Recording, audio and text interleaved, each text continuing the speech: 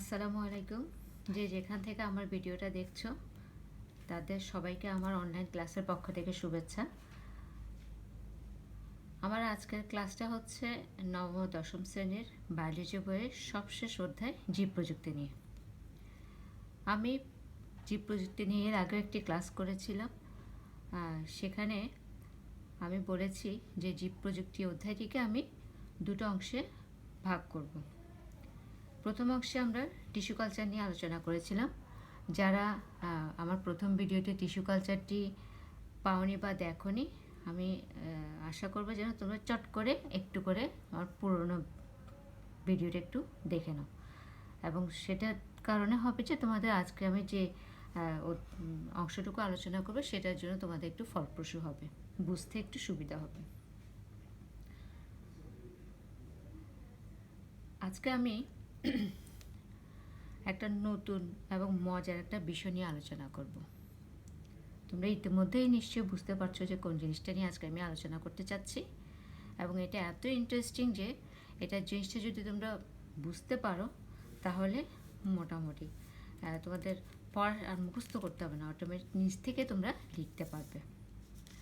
আজকে আমার টপিকসটা হচ্ছে জেনেটিক ইঞ্জিনিয়ারিং। প্রথমে আমরা জানবো যে আসলে জেনেটিক ইঞ্জিনিয়ারিংটা কী। আমরা এর আগে পড়েছিলাম টিস্যু কালচার। তাহলে টিস্যু কালচার এবং জেনেটিক ইঞ্জিনিয়ারিংয়ের মধ্যে একটু পার্থক্য আছে। সে পার্থক্যটা কি? টিস্যু কালচারে একটি মাতৃ উদ্ভিদ থেকে অনুরূপ একটি মাতৃ উদ্ভিদ উৎপাদন করা হয়েছে, আর জেনেটিক ইঞ্জিনিয়ারিংয়ের ক্ষেত্রে সেটি নয়। জেনেটিক ইঞ্জিনিয়ারিংয়ের ক্ষেত্রে কিন্তু আমরা করছি কি, একটা মিক্সিং করছি, অর্থাৎ কিছু জিনিসকে মিক্স করে একটা জীবের মধ্যে এমন কিছু বৈশিষ্ট্য আছে যা অন্য কোনো জীবে নেই। এই কাঙ্ক্ষিত বৈশিষ্ট্যকে প্রতিফলনের জন্য জীবের ডিএনএর মধ্যে একটা সিকোয়েন্স তৈরি করতে হবে, আর এই নতুনত্ব তৈরি করার যে প্রক্রিয়া, সে প্রক্রিয়াটাই হচ্ছে আমার জেনেটিক ইঞ্জিনিয়ারিং। অর্থাৎ আমি একটা কাঙ্ক্ষিত বৈশিষ্ট্য পেতে চাচ্ছি, সে কাঙ্ক্ষিত বৈশিষ্ট্যটা কোত্থেকে আনবো, কিভাবে আনবো, সেটার জন্য আমি একটা ডিএনএ তৈরি করব। এই ডিএনএ তৈরি করার যে প্রক্রিয়া, সেটাই হচ্ছে আমার জেনেটিক ইঞ্জিনিয়ারিং। আর একটু যদি সুন্দর করে বলতে চাই তাহলে বলতে পারি এরকম যে মূল বৈশিষ্ট্য সম্পন্ন জীব সৃষ্টির উদ্দেশ্যে জীবের ডিএনএ পরিবর্তন করার জন্য যে বৈজ্ঞানিক পদ্ধতির ব্যবহার, তাই হচ্ছে জেনেটিক ইঞ্জিনিয়ারিং, বা সংক্ষেপে আমরা যাকে বলি জিই। একে আবার আমরা জিএমও বলতে পারি, অর্থাৎ জেনেটিক মডিফিকেশান বা জেনেটিক মডিফিকেশান বা ম্যানিপুলেশনও বলা হয়। এই জিন যে কৌশলগুলোর মাধ্যমে স্থানান্তরিত হবে, অর্থাৎ এক স্থান থেকে অন্য স্থানে স্থানান্তরিত হবে, তাদেরকে কিন্তু আমরা একত্রে বলবো যে রিকম্বিনেন্ট ডিএনএ কৌশল। রিকম্বিনেন্ট ডিএনএ কৌশল।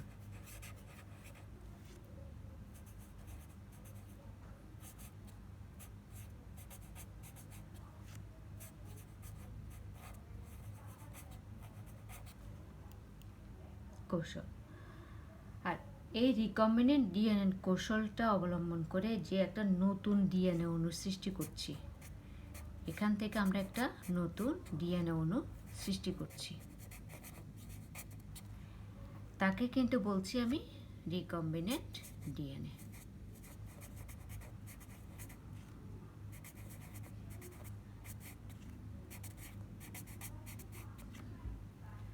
তাহলে জেনেটিক ইঞ্জিনিয়ারিং কি? জেনেটিক ইঞ্জিনিয়ারিংয়ের কৌশল, অর্থাৎ জিন কৌশলগুলোর মাধ্যমে তাকে স্থানান্তরিত করার যে কৌশল, সেটাকে বলছি আমি ডিএনএ রিকম্বিনেন্ট ডিএনএ কৌশল, এবং সেখান থেকে যে ডিএনএ অণুর সৃষ্টি করছি সেটার নাম হচ্ছে রিকম্বিনেন্ট ডিএনএ। আমরা জানি 1972 সালে বিজ্ঞানী পল বার্গ বানরের ভাইরাস অর্থাৎ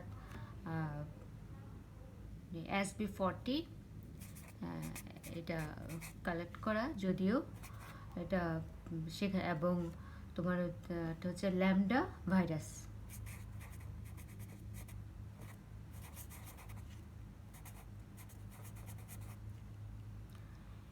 এর ভিতরে ডিএনএ অণুর সংযোগ ঘটিয়েছেন। ডিএনএ অণুর সংযোগ ঘটিয়ে একটি নতুন ডিএনএ অণু তৈরি করেছিলেন, মানে যেটা কম্বিনেশনটা করেছিলেন প্রথমকে বিজ্ঞানী পলবার্গ। সে কারণে বিজ্ঞানী পলবার্গকে বলা হচ্ছে আমার এই রিকম্বিনেন্ট ডিএনএর জনক। তিনি প্রথম 1972 সালে এই ভাইরাসের সাথে তোমার এই যে ল্যামডা ভাইরাসের সংযোগ ঘটিয়ে এই ডিএনএ তৈরি করেছেন বলে তাকে কি বলা হচ্ছে, তার জনক বলা হচ্ছে বিজ্ঞানী পলবার্গ। এই রিকম্বিনেন্ট ডিএনএ তৈরির প্রক্রিয়াকে কিন্তু আমরা রিকম্বিনেন্ট ডিএনএ প্রযুক্তিও বলে থাকি, যার আরেক বা একে আমরা জিন ক্লোনিংও বলা হয়ে থাকে। তাহলে আমরা জেনেটিক ইঞ্জিনিয়ারিং কি মোটামুটি বুঝতে পেরেছি যে জেনেটিক ইঞ্জিনিয়ারিংটি কী। এই জেনেটিক ইঞ্জিনিয়ারিংয়ের যে মূল জিনিস, ইন্টারেস্টিং জিনিস, সেই জিনিসটাই হচ্ছে যে আমার কি রিকম্বিনেন্ট ডিএনএ গঠন। রিকম্বিনেন্ট ডিএনএ গঠন। এই রিকম্বিনেন্ট ডিএনএ গঠন করতে গেলে আমাকে অবশ্যই কিছু ধাপ অবলম্বন করতে হবে। সেই রিকম্বিনেন্ট ডিএনএগুলো কি? রিকম্বিনেন্ট ডিএনএটা হচ্ছে যে আমরা এটা করার জন্য আমাদেরকে কিছু কী করতে হয়, যেমন একটা ব্যাকটেরিয়া কালেক্ট করতে হবে, তারপর সেখান থেকে আরও কিছু জিনিসের ভিতরে সেটিকে প্রবেশ করাতে হবে, সেগুলো দিয়ে আমরা রিকম্বিনেন্ট ডিএনএ করতে হবে। এই রিকম্বিনেন্ট ডিএনএটা করতে গেলে আমাদেরকে কতগুলো ধাপ মেনটেন করতে হবে, সেই ধাপগুলো নিয়ে এখন আমরা আলোচনা করব। এই ধাপগুলো কি?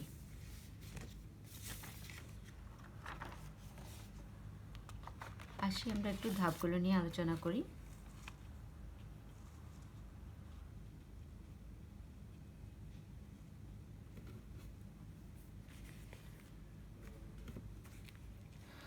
প্রথমে আসি, এটা করার জন্য আমাকে দুজন বৈশিষ্ট্যের দরকার হচ্ছে।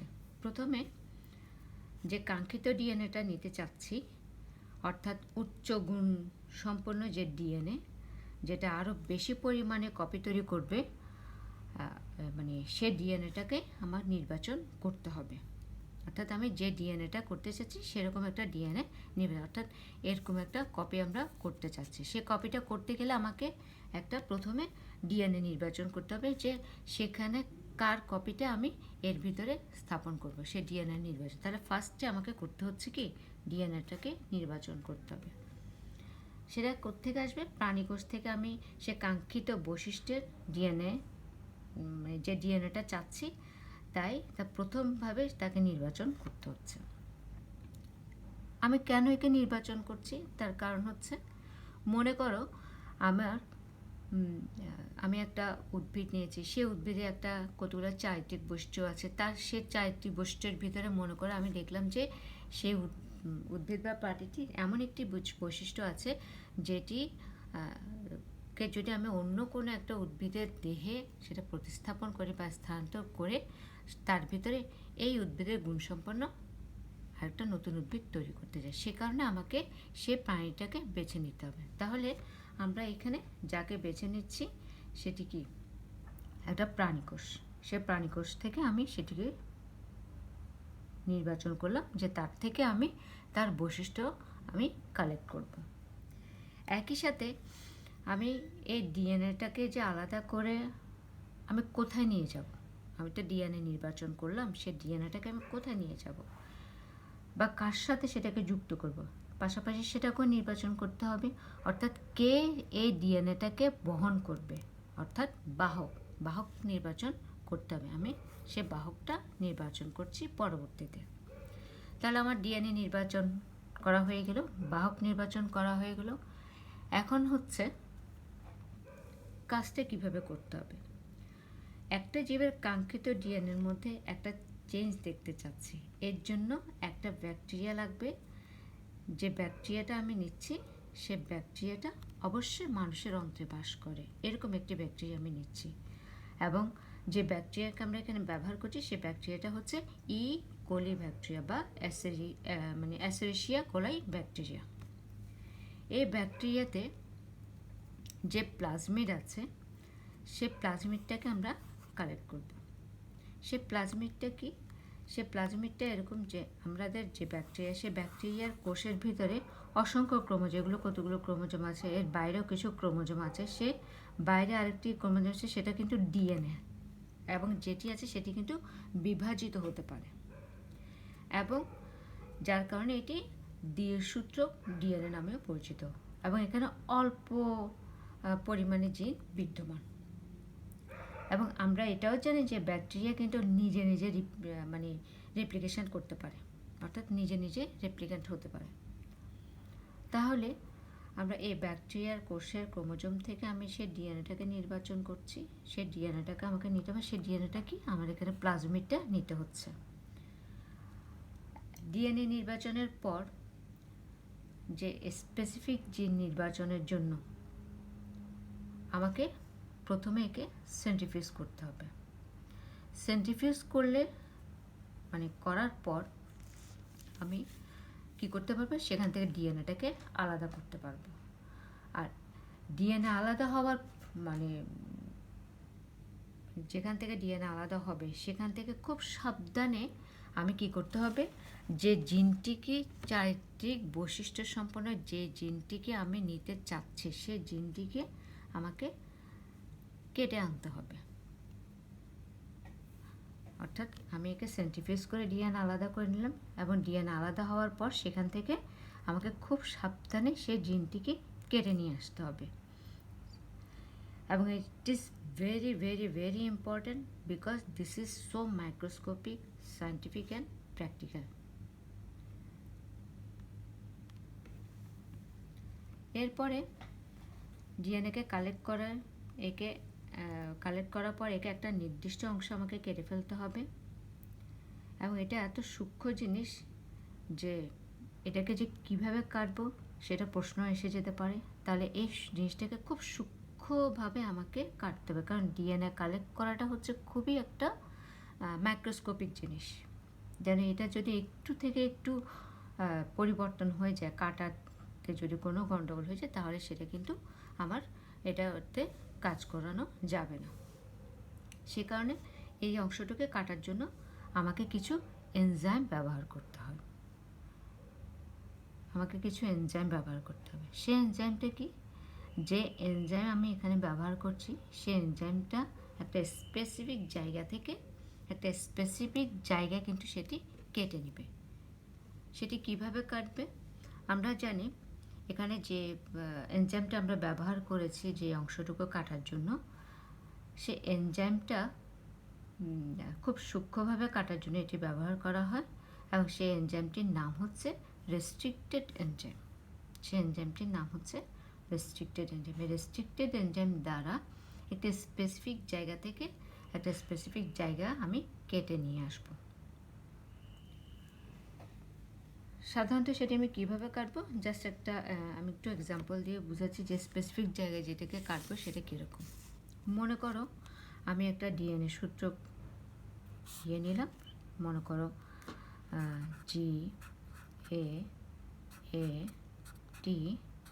GAATTC, তারপরে নিলাম ধরো CTTAAG। এখন আমি চাচ্ছি যে ওর এই অংশ থেকে যাত্রা শুরু করে সে একটা নির্দিষ্ট জায়গা, সে জি পর্যন্ত এতটুকু অংশ সে কালেক্ট করলো। বলেছি যে একটা স্পেসিফিক জায়গা থেকে স্পেসিফিক জায়গা, অর্থাৎ একটা নির্দিষ্ট জায়গাটা একটা নির্দিষ্ট জায়গা পর্যন্ত সেটি কাটবে।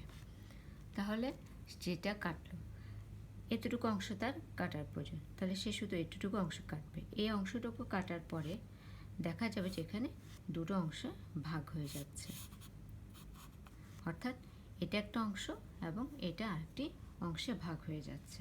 তাহলে এই এনজাইম, রেস্ট্রিক্টেড এনজাইম, আমাদেরকে ব্যবহার করতে হচ্ছে এই ডিএনএটাকে এবং এই প্লাজমিডটাকে সূক্ষ্মভাবে কেটে তার ভিতরের জিনিসটাকে আলাদা করার জন্য এই এনজাইমটি আমি ব্যবহার করছি।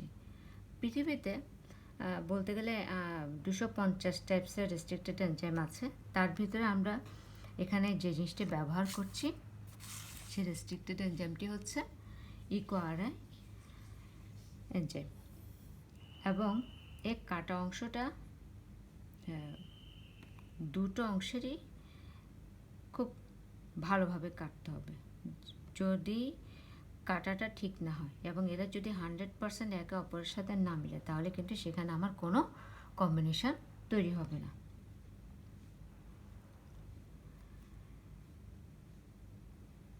এরপর এই দাতা ডিএনএটাকে প্লাজমিড ডিএনএর কাটা প্রান্ত দুটোর সাথে কি করতে হবে, মাঝখানে আমাকে স্থাপন করে দিতে হবে।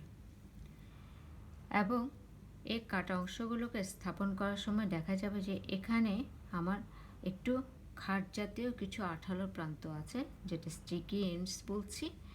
এটি একটু আঠালো টাইপের। একে যখন এর সংস্পর্শে নিয়ে আসবো, একে এর মাঝখানে স্থাপন করতে হবে এমনভাবে, এবং এইটিকে লাগানোর জন্য কিন্তু আমি আরেকটা এনজাইম ব্যবহার করছি। সেই এনজাইমটাকে কিন্তু আমরা বলছি লাইগেজ এনজাইম। এই লাইগেজ এনজাইমটা ব্যবহার করে আমি এই দুটো কাটা অংশকে কি করছি, একত্র করছি, এবং এরা একত্র জোড়া লেগে যাবে। এবং শুধু জোড়া লাগবে মানে কি, যে স্টিকি অংশ এটি আঠার মতো এটি জোড়া লেগে যাবে, যার ফলে কিছু একটা তৈরি হয়ে গেল। কি তৈরি হলো?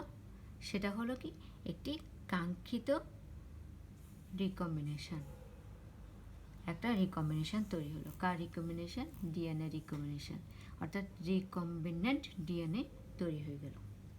এই রিকম্বিনেশন হওয়ার পর আমরা বুঝতে পারছি যে এখানে পূর্বে যে জিনিসটা ছিল তা পরিবর্তিত হয়ে একটা নতুন জিনিসে পাওয়া গেছে, অর্থাৎ পূর্বে থেকে একটা সম্পূর্ণ ভিন্ন বা পরিবর্তিত হয়ে গিয়েছে। সেজন্য একে আমরা বলতেছি কি, রিকম্বিনেন্ট ডিএনএ। অর্থাৎ এখানে নির্দিষ্ট জিনসহ কি বলে, রিকম্বিনেন্ট ডিএনএ প্লাজমিড তৈরি হচ্ছে। এখানে রিকম্বিনেন্ট প্লাজমিড তৈরি হচ্ছে। এই রিকম্বিনেন্ট প্লাজমিড এখন দাতার ডিএনএর খণ্ডিত অংশ বহন করবে। এই রিকম্বিনেন্ট প্লাজমিড এখানে কি কি বহন করছে? কাঙ্ক্ষিত ডিএনএ এবং বাহক ডিএনএ দুটোকে একত্রে স্থাপন করছে, এবং এই দুটোই কিন্তু সেখানে অবস্থান করছে। অর্থাৎ কাঙ্ক্ষিত জিনও আছে এখানে, এবং রিকম্বিনেন্ট যেটাকে নিয়ে আসছি, অর্থাৎ প্লাজমিড থেকে যা কালেক্ট করেছে সেটিও এখানে বহন করছে। এরপরে একে কি করতে হবে, আমাকে কোনো একটা পোষকে প্রবেশ করাতে হবে।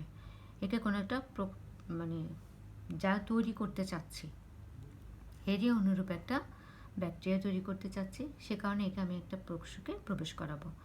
যেহেতু এটা প্লাজমিড, এটা কিন্তু একটি প্লাজমিড, আমি প্লাজমিড থেকে পাচ্ছি এবং এটাও পাচ্ছে যা সেটাও একটা প্লাজমিড, সেহেতু তোমাকে মানে ব্যাকটেরিয়ার দেহে কিন্তু সেটাকে প্রবেশ করাতে হবে। কেননা, কারণ এটি যেহেতু প্লাজমিড ব্যাকটেরিয়া থেকে পাচ্ছে, এবং সে কারণে এটিকে ব্যাকটেরিয়ার দেহে প্রবেশ করাতে হবে। এবং খণ্ডিত যে ডিএনএ অংশটা আমরা পাচ্ছি, যে গ্রাহক কোষে প্রবেশ করানোর পদ্ধতি, একে প্রবেশ করানোর যে পদ্ধতি, পুরো যে পদ্ধতিটা হচ্ছে, সে পুরো প্রসেসিংটাকে বলা হচ্ছে ট্রান্সফরমেশন।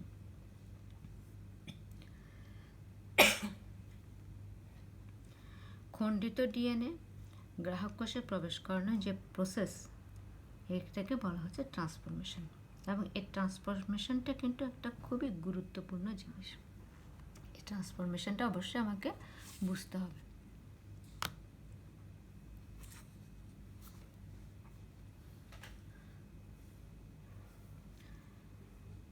ব্যাকটেরিয়ার দেহে যখন আমি একে প্রবেশ করবো, তা সেখানে প্রবেশ করানোর ক্ষেত্রে প্রথমে আমাকে একে একটি মিডিয়ামের মধ্যে রেখে, সেই মিডিয়ামে আমি একে প্রথমে একটি মিডিয়ামের মধ্যে রাখছি।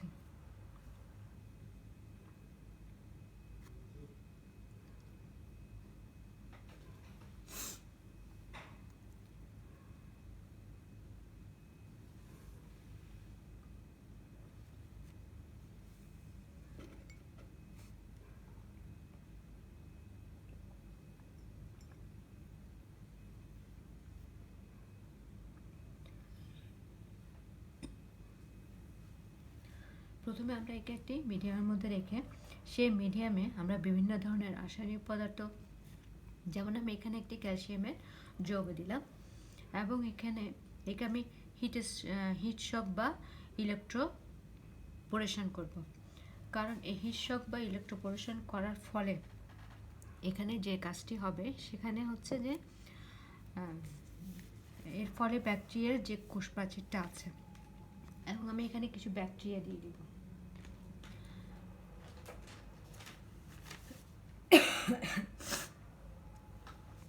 ব্যাকটেরিয়ার যে কোষপ্রাচীর আছে সেখানে আমি এখানে কিছু ব্যাকটেরিয়া যদি দিয়ে দিই, এই ব্যাকটেরিয়ার কোষপ্রাচীর সেখানে কিছু ছোট ছোট ছিদ্র তৈরি হবে এবং এর ফলে এই ছিদ্রপথে কি হবে, প্লাজমিডগুলো ধীরে ধীরে এই ব্যাকটেরিয়ার ভিতরে প্রবেশ করবে।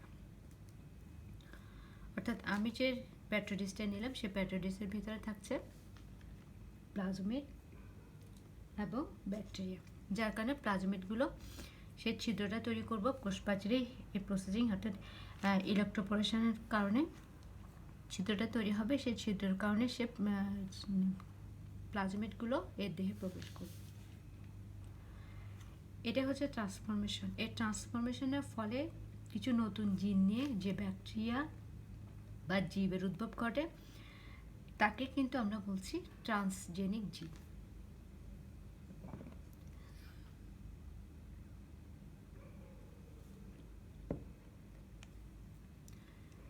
এরপর সেখান থেকে নির্দিষ্ট জিনবর্গ, এখানে যতগুলো জিনিস তৈরি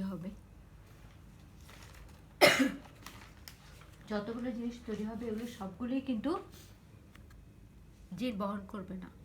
কিছু হয়তো জিন বহন করবে, কিছু হয়তো থাকবে না। তার ভিতরে যেগুলো পজিটিভ, যার ভিতরে জিনগুলো পাওয়া যাচ্ছে সেগুলোকে আমি কি করে নিব, জিন বহনকারী সে রিকম্বিনেন্ট প্লাজমিড ধারণ করা ব্যাকটেরিয়াগুলোকে শনাক্ত করে নিব, তারপরে সেগুলোকে আমি আলাদা করব।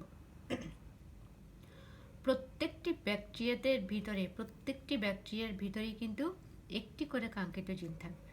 এখানে অনেকগুলো ব্যাকটেরিয়া, প্রত্যেকটা ব্যাকটেরিয়াতে কিন্তু কাঙ্ক্ষিত জিন থাকবে, অর্থাৎ এরকম এক একটা বৈশিষ্ট্য বহন করবে, এটা কাঙ্ক্ষিত জিন। এবং এই জিন তৈরি করার যে পদ্ধতি, এই সম্পূর্ণ প্রসেসটাকে আমি বলতেছি কি জিন ক্লোনিং, অর্থাৎ রিকম্বিনেন্ট ডিএনএ তৈরি করার প্রক্রিয়া। রিকম্বিনেন্ট ডিএনএ তৈরি করার প্রক্রিয়াকে রিকম্বিনেন্ট ডিএনএ প্রযুক্তি বা তাকে আমি জিন ক্লোনিং বলছি।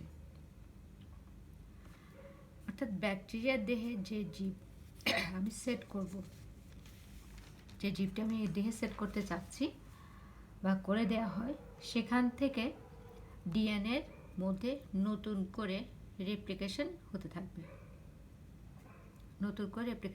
কারণ আমরা বলেছি যে ব্যাকটেরিয়া অলওয়েজ রিপ্রোডিউস করবে, নতুন নতুন তৈরি করবে, এবং সে ক্লোনিং পদ্ধতিতে তার সংখ্যা বৃদ্ধি করতে থাকবে। সাপোজ আমি একটা এক্সাম্পল বলছি, মনে করো সংখ্যাটা বৃদ্ধি কিভাবে হবে, যে ধরো একটা ফটোকপি মেশিন, আমি একটা ফটোকপি মেশিনে কিছু জিনিস ফটোকপি করতে দিলাম, এবং সেখানে ফটোকপি করতে দেওয়ার আগে আমি একটা কপি করবো, ওখানে স্পেসিফিক ফিট করে বলে দিয়েছে যে সেটা 10 কপি, 50 কপি, 100 কপি এরকম করতে দেবো, সেটা আমি আগে থেকে সেট করে দিয়ে রেখেছি। তাহলে এই কপিটা কন্টিনিউ হতে থাকবে যতক্ষণ পর্যন্ত না একে বাহির থেকে স্টপ করা হচ্ছে, ততক্ষণ পর্যন্ত কিন্তু সে কপি হতে থাকবে। এটাই হচ্ছে আমার ক্লোনিং। এভাবে করে তার সংখ্যা বৃদ্ধি করতে থাকবে।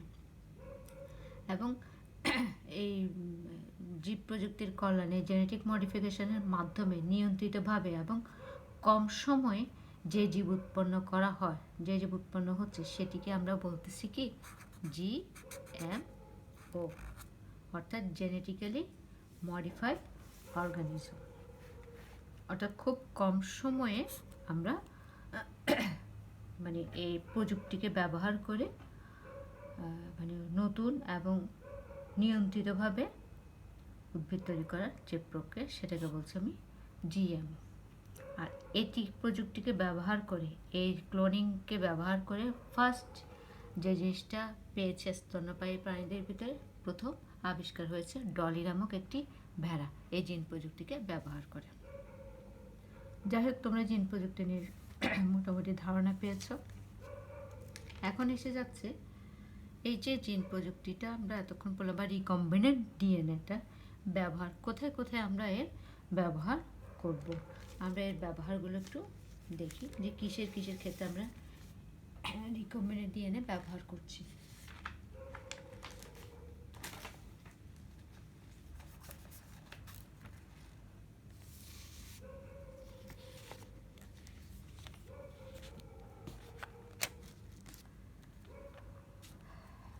জেনেটিক ইঞ্জিনিয়ারিংয়ের ব্যবহার আমরা কোথায় এর ব্যবহার করে থাকি।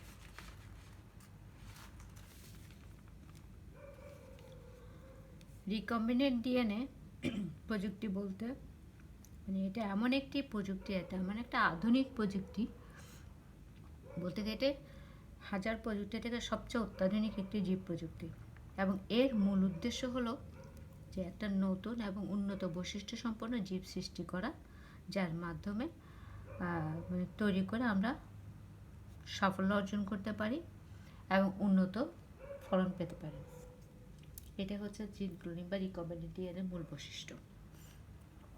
এগুলো আমরা সাধারণত কোথায় কোথায় ব্যবহার করছি। প্রথমে বলছি শস্য উন্নয়নের ক্ষেত্রে আমরা এটা ব্যবহার করি। শস্য উন্নয়নের ক্ষেত্রে কোন কোন ক্ষেত্রে আমরা এগুলোকে ব্যবহার করে থাকছি সেটা হচ্ছে, যেমন আগাছা নিধনকারী হিসাবে আমি এটাকে ব্যবহার করছি। সেটা যেমন টমেটো, আমি একটা এক্সাম্পল বলছি।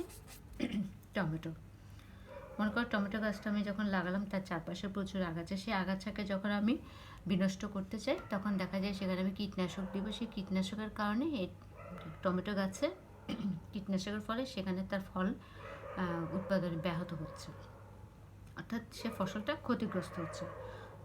তখন সেখানে এই রিকম্বিনেন্ট ডিএনএর প্রক্রিয়ার মাধ্যমে বা এই প্রযুক্তি ব্যবহার করে সেখানে আমাকে আগাছানাশক কতগুলো জিন প্রয়োগ করে সে এমন একটি টমেটো তৈরি করতে হবে যেটি আগাছানাশক সহিষ্ণু জিন তৈরি করে সে টমেটোকে উৎপাদন করা সম্ভব হচ্ছে।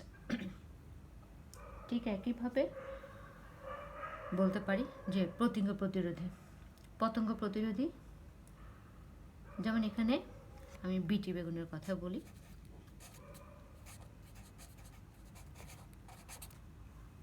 বিটি বেগুন সেটি মনে করো বেগুন, আমরা বেগুন কাটলে দেখি যে বেগুনের ভিতরে ছোটোখাটো পোকা থাকে এবং শুধু পোকা না, এটা একসময় গাছকেও আক্রমণ করে। এবং এখানে যদি আমরা কোনো কীটনাশক ব্যবহার করি মানে গাছে, তখন দেখা যায় সেখানে এই কীটনাশক গাছ থেকে মাটিতে, মাটি থেকে পানিতে, পানি থেকে মাছে, মাছ থেকে আবার আমাদের দেহে এসে আমাদের ক্ষতির কারণ হতে পারে। এই বিটি বেগুনটাকে আমাদের এমনভাবে প্রস্তুত করা হয়েছে যে বিটি নামক ব্যাকটেরিয়ার জিন প্রবেশ করিয়ে আমাকে জেনেটিকভাবে এর পরিবর্তন করে সেরকম শস্য উৎপাদন করা হয়েছে। এবং এটা হচ্ছে জিএম ক্রপ, অর্থাৎ জেনেটিক মডিফাইড ক্রপ। তো প্রথম জেনেটিক মডিফাইড ক্রপ যেটা আমাদের দেশে হচ্ছে সেটা হচ্ছে কি বিটি বেগুন। তারপরে আসি ভাইরাস প্রতিরোধী। পাপাইয়া রিং স্পট ভাইরাস নামক একটি ভাইরাস হতো পেঁপে গাছে, সেটাকে নিধন করার জন্য ঠিক ওইরকম একটা প্রযুক্তি তৈরি করে আমাকে সেই পাপাইয়ার যে রিং স্পট ভাইরাস তাকে প্রতিরোধ করে আমি নতুন করে আবার পর্যায়ক্রমে প্রচুর ভাইরাসের ফলন মানে পেঁপের ফলন বৃদ্ধি করতে পেরেছি। পেঁপে যে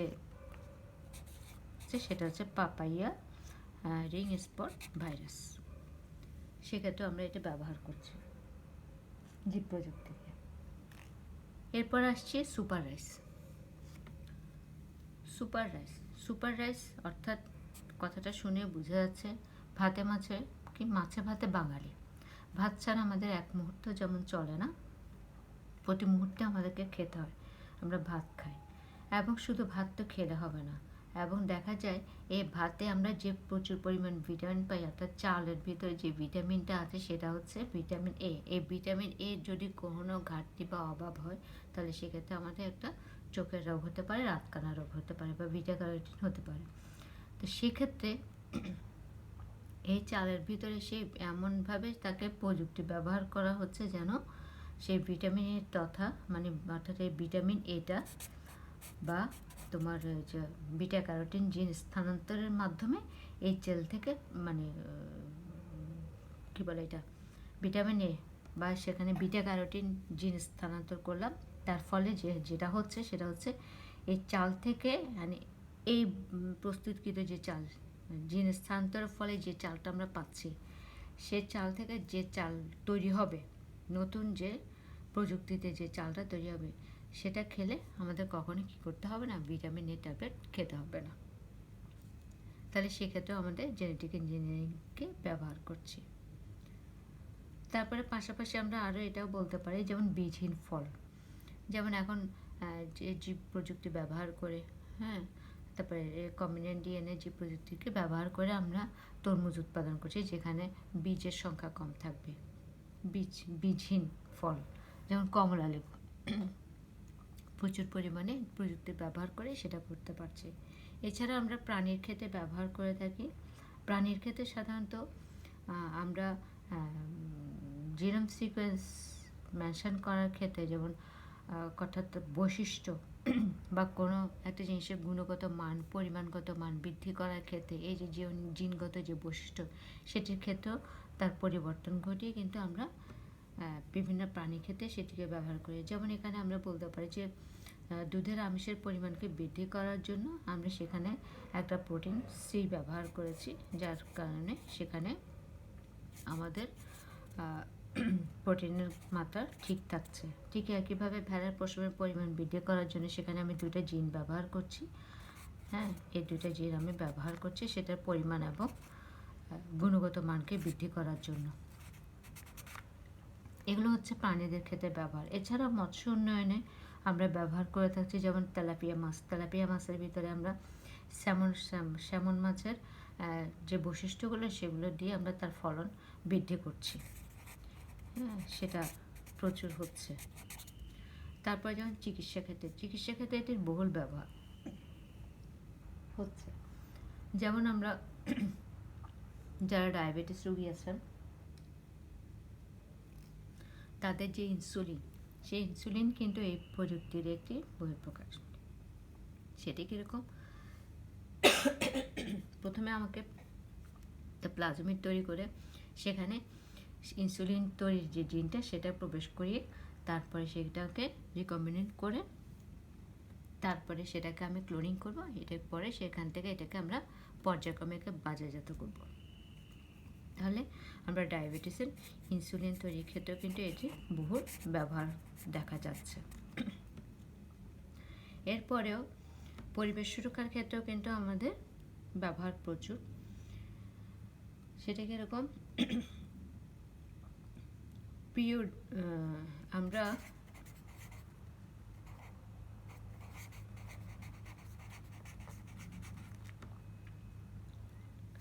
এই ব্যাকটেরিয়াটা আবিষ্কার করা হয়েছে এমনভাবে যে এটাকে পরিবেশের ক্ষেত্রে যেমন তেল এবং কার্বোহাইড্রেট যেটা হাইড্রোকার্বন, যেটা পরিবেশের জন্য ক্ষতিকর, সেটাকে দ্রুত নষ্ট করে পরিবেশকে দূষণ করার ক্ষেত্রেও কিন্তু এই ব্যাকটেরিয়াটাকে আমাদের ব্যবহার করা হয়েছে। সেটাও কিসের জন্য, সে জীব প্রযুক্তির মাধ্যমে। আশা করব তোমরা আজকে এই টপিক থেকে মোটামুটি জেনেটিক ইঞ্জিনিয়ারিং এবং রিকম্বিনেন্ট ডিএনএর ধারাবাহিকতা সম্পর্কে বুঝতে পেরেছ। যদি কোনো অসুবিধা থেকে থাকে আমাকে অবশ্যই কমেন্ট বক্সে তোমাদের লিখে জানাবে। আমি চেষ্টা করব তোমাদেরকে আমার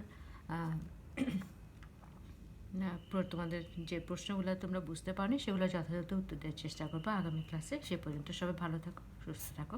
আল্লাহ হাফেজ।